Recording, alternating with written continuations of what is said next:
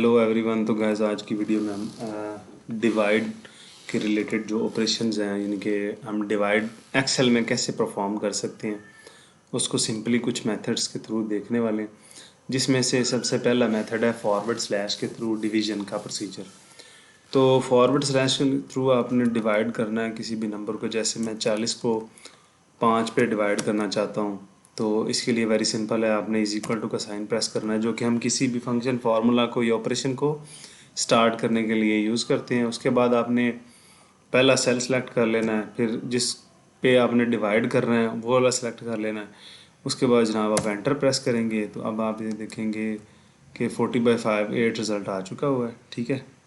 अच्छा जी, एक्सेल में जब हम डिवीजन यूज़ कर रहे होते हैं ना, डिवीजन का ऑपरेशन यूज़ कर रहे होते हैं, तो उसमें अक्सर आपको देखने को मिलता है एक एरर आता है। ठीक है। एरर कुछ इस तरह से होता है, यानी कि डिवाइड बाय ज़ीरो। बेसिकली ये कह रहा है कि hash D I V divide का शॉर्ट फॉर्म है। अगर आप ये देखें को कह रहा है कि नंबर हैश को अक्सर कहा जाता है कि ये नंबर को रिप्रेजेंट करता है। ठीक है। आपने मोबाइल के बटन्स में भी देखा होगा कि जो पुराने डायल पैड थे या आज के जो नए स्मार्टफोन्स हैं उसमें भी हैश का बटन आ रहा होता है, वो भी बेसिकली एक नंबर ही होता है। ठीक है। तो नंबर्स को रिप्रेजेंट करने के लिए हैश का सिंबल यूज़ किया जाता है। तो बेसिकली ये छोटा सा फार्मूला या एरर आपको ये बता रहा है कि नंबर को आप डिवाइड कर रहे हैं ज़ीरो के साथ। ठीक है। तो अगर आपको ऐसा कुछ एरर दिखाई देता है तो आपने उसको रिजॉल्व कैसे करना है। बेसिकली वो इस वजह से आ रहा होता है कि या तो आपकी वैल्यू ज़ीरो से डिवाइड हो रही है या वो सेल खाली है। तो इसको हल करने के लिए वेरी सिंपल प्रोसीजर है। आप बेसिकली डिवाइजर मिसिंग कर रहे हैं, यानी कि जिस जिस पे आप वैल्यू डिवाइड कर रहे हैं वो मिसिंग है। तो आप 8 प्रेस करें, जैसे मैं अभी करता हूँ, तो आप ये देखेंगे कि 5 आ गया हुआ है। ठीक है। मैं यहाँ पे 5 प्रेस करता हूँ तो 8 रिजल्ट आ गए, लेकिन मैं ज़ीरो प्रेस करूँगा तो आपको एरर दिखाई देगा। इसी तरह से अगर मैं सेल को खाली छोड़ता हूँ तो फिर भी आपको एरर दिखाई देगा। तो इस एरर से आपने परेशान नहीं होना है। अगर ऐसा कुछ हो जाता है तो बेसिकली ये ब्लैंक सेल या ज़ीरो से डिवाइड करने की वजह से आ रहा होता है। तो इसको आप रिजॉल्व करने के लिए डिवाइजर वाली वैल्यू जो है वो ठीक लगाएंगे।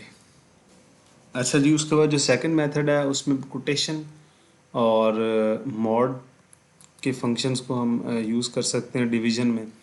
बेसिकली इनका जो यूज़ है वो कब किया जाता है और किस लिए किया जाता है।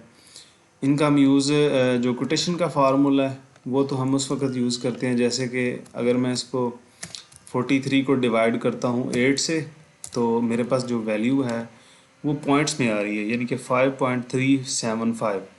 अब मुझे क्या चाहिए, मुझे बेसिकली जो है ना 5 एग्जैक्ट वैल्यू चाहिए। बाकी जो 0.375 ये मेरे पास एक डाटा ऐसा है या मैं ऐसा एनालिसिस कर रहा हूँ, मुझे ये नहीं चाहिए। तो उसको मैं रिमूव करने के लिए वेरी सिंपली इसी फार्मूला को एडिट करके यहाँ पे क्वोशंट का फार्मूला कॉल कर सकता हूँ या एक नए सिरे से लिख के भी कर सकता हूँ। ठीक है।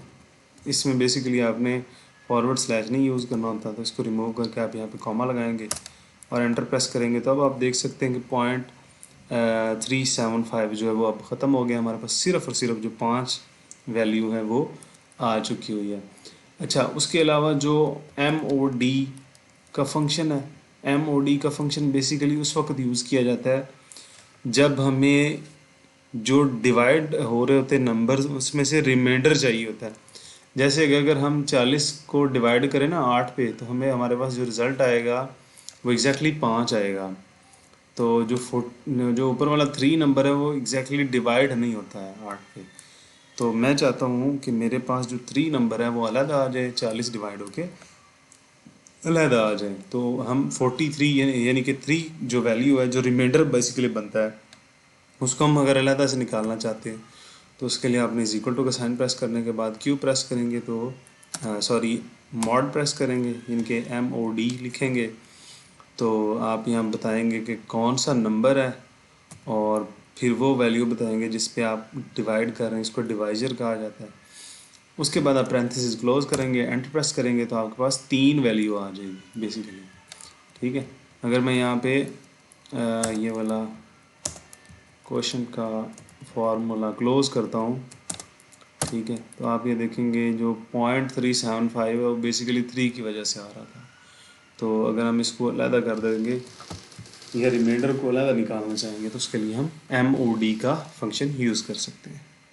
अच्छा जी, तो नेक्स्ट मेथड में हम देखते हैं कि हमारे पास कुछ वैल्यूज़ हैं जिनको हम अगली जो नेक्स्ट वैल्यूज़ हैं उन पर डिवाइड करना चाहते हैं। जैसे कि मेरे पास ये वैल्यूज़ हैं जी, इनको यानी कि मेरे पास A कॉलम में वैल्यूज़ हैं।